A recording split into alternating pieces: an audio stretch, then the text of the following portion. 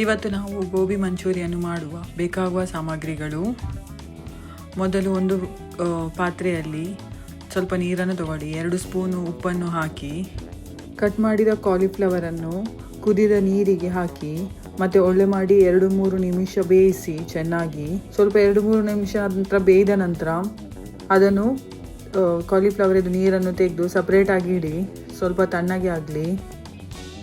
ಕಾಲಿಫ್ಲವರನ್ನು fry ಮಾಡಲಿಕ್ಕೆ ಬೇಕಾಗುವ ಸಾಮಗ್ರಿಗಳು: ಅರ್ಧ ಕಪ್ಪಷ್ಟು ಮೈದಾ, ಅರ್ಧ ಕಪ್ಪಷ್ಟು cornflour, red chilli powder, paprika powder, ginger garlic pepper ಮತ್ತು ಸಾಲ್ಟ್. ಗೋಬಿ ಮಂಚೂರಿಗೆ ಮಸಾಲ ಮಾಡಲಿಕ್ಕೆ ಬೇಕಾಗುವ ಸಾಮಗ್ರಿಗಳು: ಸ್ವಲ್ಪ ಕ್ಯಾಪ್ಸಿಕಮ್, ಆನಿಯನ್ 2 ಕಪ್ಪಷ್ಟು, ಸ್ವಲ್ಪ ಚಿಲ್ಲಿ, ಅರ್ಧ ಕಪ್ಪಷ್ಟು ಬೆಳ್ಳುಳ್ಳಿ ಮತ್ತು ಅರ್ಧ ಕಪ್ಪಷ್ಟು ಸ್ಪ್ರಿಂಗ್ ಆನಿಯನ್.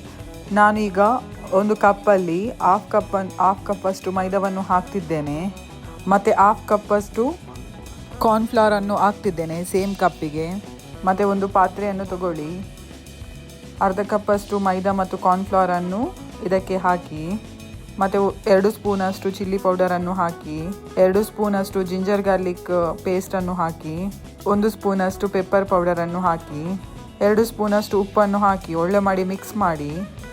ಒಳ್ಳೆ ಮಿಕ್ಸ್ ಆದ ನಂತರ ಬಾಯ್ಲ್ ಮಾಡಿ ಇಟ್ಟ ಕಾಲಿಫ್ಲವರನ್ನು ಈ ಮಸಾಲದಲ್ಲಿ ಹಾಕಿ ಮತ್ತು ಮಸಾಲವನ್ನು ಒಳ್ಳೆ ಮಾಡಿ ಅಪ್ಲೈ ಮಾಡಿ ಕಾಲಿಫ್ಲವರಿಗೆ. ಮಸಾಲ ಹಾಕಿದ ನಂತರ 30 ನಿಮಿಷ ಕಾಲಿಫ್ಲವರನ್ನು ಸೈಡಲ್ಲಿ ಇಡಿ. ಒಂದು ಪ್ಯಾನ್ನಲ್ಲಿ ಸ್ವಲ್ಪ ಎಣ್ಣೆ ಹಾಕಿ ಒಳ್ಳೆ ಬಿಸಿ ಆಗಲಿ ಮತ್ತು ಕಾಲಿಫ್ಲವರನ್ನು 2 ಸೈಡ್ ಸಹ ಒಳ್ಳೆ ಮಾಡಿ ಫ್ರೈ ಮಾಡಿ. ಮತ್ತು ಒಂದು ಪಾತ್ರೆಯನ್ನು ತಗೊಳ್ಳಿ, ಪಾತ್ರೆಗೆ ಸ್ವಲ್ಪ ಎಣ್ಣೆಯನ್ನು ಹಾಕಿ, ಈಗ 2 ಕಪ್ ಈರುಳ್ಳಿಯನ್ನು ಹಾಕಿ, ಈರುಳ್ಳಿಯನ್ನು ಒಳ್ಳೆ ಮಾಡಿ ಬೇಯಿಸಿ. ಸ್ವಲ್ಪ ಗೋಲ್ಡನ್ ಬ್ರೌನ್ ಬಂದ ನಂತರ ಕ್ಯಾಪ್ಸಿಕಮನ್ನು ಹಾಕಿ 1 ಕಪ್ಪಷ್ಟು, ಅದನ್ನು ಒಳ್ಳೆ ಮಾಡಿ ಮಿಕ್ಸ್ ಮಾಡಿ ಸ್ವಲ್ಪ ಬೇಯಿಸಿ.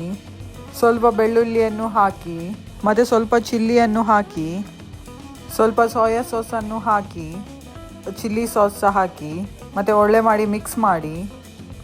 ಮತ್ತು ಸ್ವಲ್ಪ ಟೊಮೆಟೊ ಸಾಸನ್ನು ಹಾಕಿ ಮತ್ತು ಒಳ್ಳೆ ಮಾಡಿ ಮಿಕ್ಸ್ ಮಾಡಿ.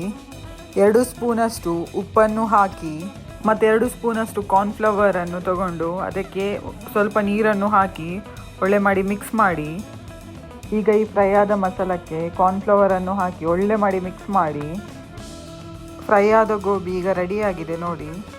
ಈ ಗೋಬಿಯನ್ನು ಈಗ ಮಸಾಲಕ್ಕೆ ಹಾಕಬೇಕು. ಈಗ ನಿಮಗೆ ಉಪ್ಪು ಖಾರ ಸರಿಯಾಗಿ ನೋಡಿ, ಕಡಿಮೆ ಇದ್ದರೆ ಹಾಕಿ.